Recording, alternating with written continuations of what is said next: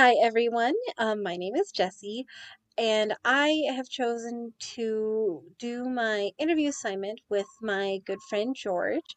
George and I have been friends since middle school. We met in the sixth grade in our advanced math class. I think I was 11 and he was 12, but we've been really good friends ever since. But George and his family are from Vietnam. His parents, Lee Duong and Nguyen Di, they moved to America in 1991, and they moved here because they wanted to create better opportunity for their kids. They have two children, George and his older brother. So they've been living in America for a little over 30 years. His parents used to work at UPS, and they retired not too long ago. When they first immigrated to America, they started out in California, and then after George was born in 1995, they moved over to Colorado.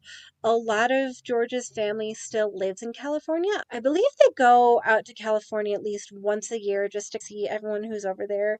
And that's mostly Lee's side of the family. Nundi's family is still in Vietnam. Lee and Nundi, they both grew up speaking Vietnamese, and they also grew up speaking French. It just kind of depended where in Vietnam they were from. And they learned English, and then they moved over here to the United States. And my friend George, being born in the United States, he learned Vietnamese at home, and he also learned English in school. They commonly use Vietnamese at home. George will speak to his dad, Lee, in English, and then usually he'll translate to his mom in Vietnamese. When we were doing the interview, George asked me to send him the questions beforehand so he can make a little printout for his mom. And she had translated all the questions in Vietnamese and written down some of her responses. So, talking to them, one of the biggest things that they touched on was their background places a lot of emphasis on success. Lee Duong said that success was very important to him and his culture. He talked about how proud he was that his eldest son went to Berkeley, California, and that in his career, many people kind of discriminated against him from being Vietnamese. Like they didn't really think that he was capable of doing a lot of the things that he was capable of doing. But he kind of fell back on his older son's success.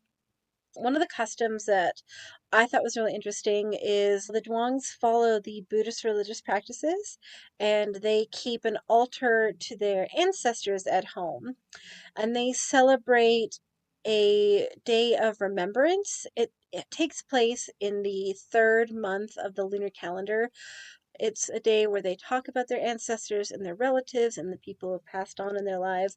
And they will often make offerings of food, and they'll get together and pray and just kind of remember everyone in their life who is special to them who is no longer with them. And I thought that was really beautiful.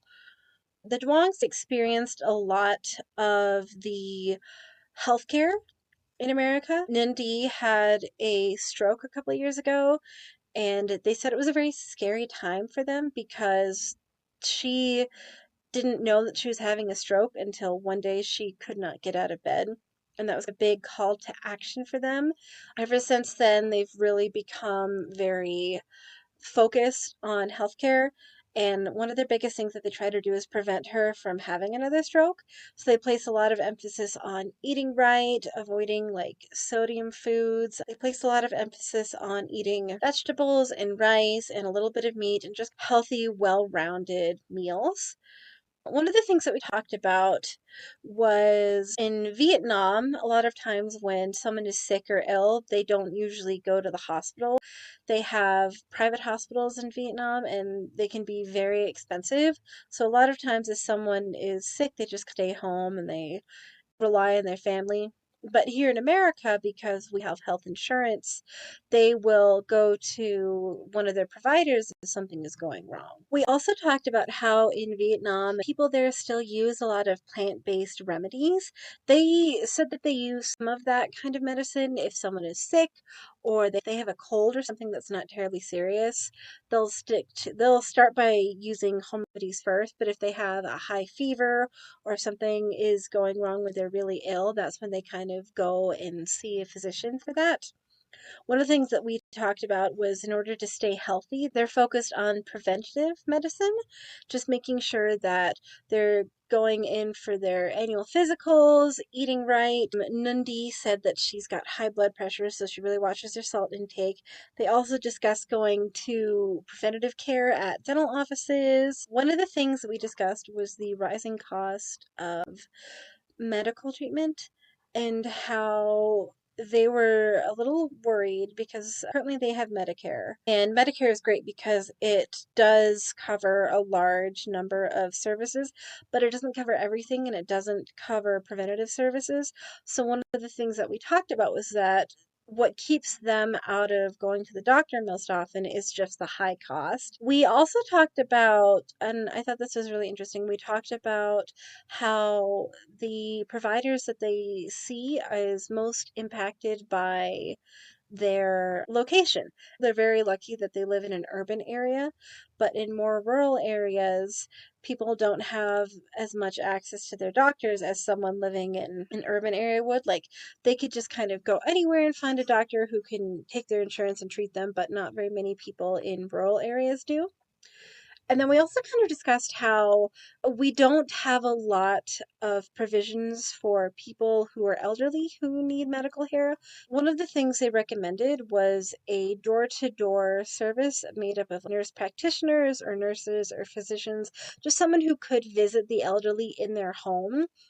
A lot of the times they feel like they can't go out towards the doctor because transportation is unavailable, especially after Nindy's stroke. She's been more homebound than ever before. So they were really concerned about the way that elderly people have access to healthcare in our country. I thought this was a really interesting interview because having lived here in America for so long, the Duongs had a lot of really similar beliefs and practices that I have in my own family about healthcare. One of the things that my family always kind of practices is, if, and this is terrible, but it's if you're not dying, you don't usually go to the hospital. We kind of try to tough out illnesses and, colds and stuff as best we can. And if something is really serious, that's usually when we'll go see a doctor and see what's going on. But it takes a while to get to that point. And I just thought it was kind of interesting that we had similar beliefs there and similar perspectives. At first, doing this assignment, I was really embarrassed and I was kind of nervous. I've been super close with George, but I haven't had a very close relationship with his parents. So I was a little nervous about talking to them, especially talking to them about their healthcare and their health beliefs and their culture. But I think that this was actually a really enriching experience, and I feel like I've gotten the chance to get to know them on a more personal level and to get to know them more than I had before. And I would say overall, this experience has kind of changed my perspective in the way that I would think about their culture and their health beliefs in their culture. And it was definitely a very rewarding experience. So that's pretty much all I have. Thank you so much, and thanks for watching.